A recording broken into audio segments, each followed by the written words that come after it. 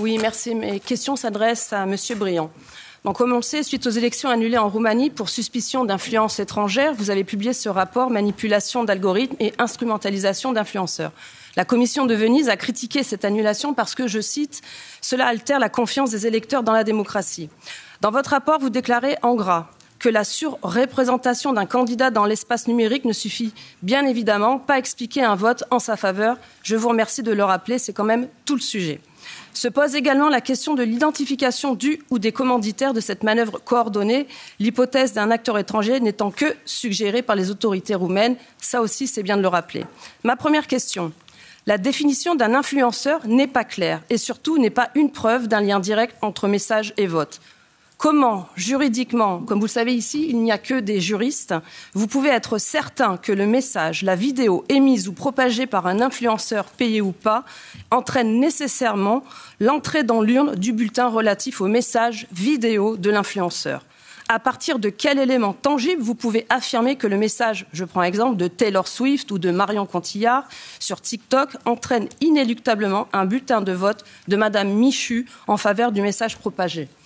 Avec ce raisonnement, si un journal comme Libération appelle à voter Macron au présidentiel, il serait donc tenu pour responsable dans cette victoire? Il aurait donc fallu annuler ces élections? Ma seconde question.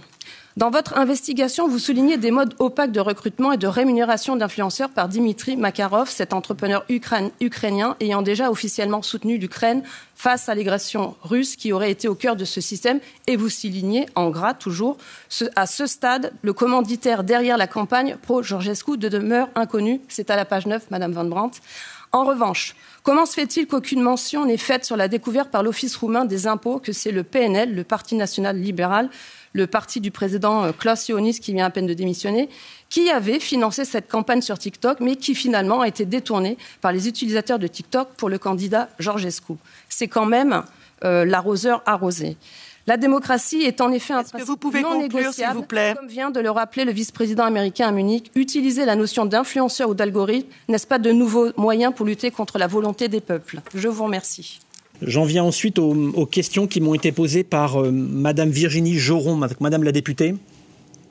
S'agissant notamment, vous me posiez la question de ce qu'est la définition d'un influenceur. Donc nous, on se base dans nos travaux sur ce qui existe dans le corpus législatif français. Et donc vous savez qu'il y a une loi qui a été promulguée s'agissant des influenceurs il y a maintenant 2 ans.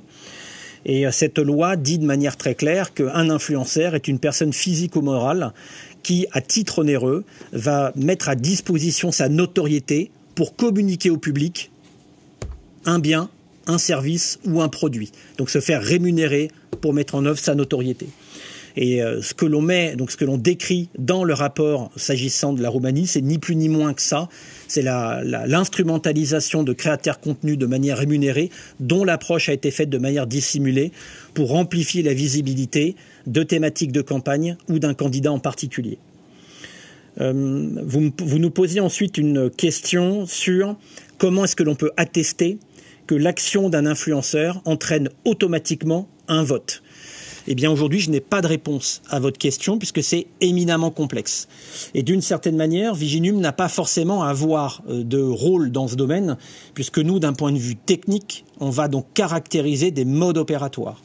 Ce qui était intéressant dans le cas roumain tel que ça a été décrit par l'ensemble des ONG, médias, think tanks et des documents qui ont été déclassifiés par les services de renseignement roumains, c'est la façon dont les influenceurs, dont certains d'entre eux, donc 130 s'agissant de l'élection présidentielle roumaine, ont pu être approchés et utilisés, la plupart du temps probablement à leur insu, pour diffuser du contenu, j'allais dire, favorable à un candidat en particulier.